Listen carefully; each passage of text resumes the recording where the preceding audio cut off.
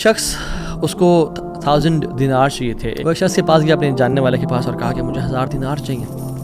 تو اس نے کہا کہ ٹھیک ہے میں تجھے دے دوں گا، بس تو ضامن ایک لے آ جو اسے ضمانت دے اور گواہ لے آ، میں تمہیں دے دوں گا، مجھے پرابلم نہیں ہے. وہ شخص مسکین تھا، کوئی اس کے جاننے والا نہیں تھا، لیکن اللہ والا تھا. وہ اس نے کہا دیکھ میری بات سن، میرا ضامن بھی اللہ ہے اور میرا گواہ بھی اللہ ہے، میں اللہ کو گواہ بنا کے کہہ رہا ہوں کہ میں تمہیں واپس کروں گا. اس کو اس بندے کی تقوی پہ یقین آیا اور اس نے کہا کہ چلو میں دے دیتا ہوں، یہ اللہ کو گواہ بنا رہے ہیں، اتنا بڑا جھوٹا تو نہیں ہوگا. اس نے دے دیا. اس نے کہا میں تجھے اللہ کے اس نام پہ تجھ پہ میں ٹرسٹ کرتا ہوں. یہ شخص پیسے لے کے اس نے کاروبار کرنا تھا، یہ چلا گیا. یہ جب کشتی پہ بیٹھا سوار ہوا، دوسری طرف اترا، اپنا کام شام کیا، واپس آیا. جو دن اور جو مقرر وقت طے ہوا تھا، جب وہ کشتی پہ آیا واپس، ایک سمندر کے پار یہ شخص تھا، تو جو لاسٹ کشتی تھی وہ نکل گئی. یہ سر پکڑ کے بیٹھ گیا کہ میں نے تو آج وعدہ کیا تھا اور اللہ کو ضمانت دار بنایا تھا اور گواہ بنایا تھا.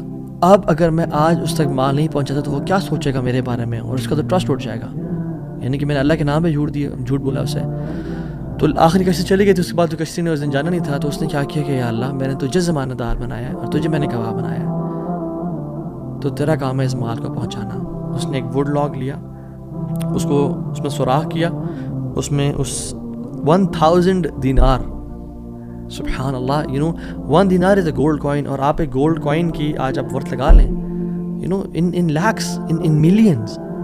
اس نے کیا کیا، اس کو اس ووڈ لاگ میں ڈالا، پرچی لکھی اور اس میں ڈال کے نا بسم اللہ پڑھ کے آگے بہا دیا.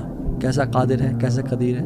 اس نے اس ہواؤں کو رخ پھیر دیا اور وہ بندہ وہاں انتظار کر رہا تھا. اس کے بندے کے پاس وہ ووڈ لاگ پہنچا اور اس نے اس کو دیکھا، اس میں پرچی تھی اور پرچی نکالی اور اس کو کھول کے دیکھا کہ اس کے 1000 دینار تھے.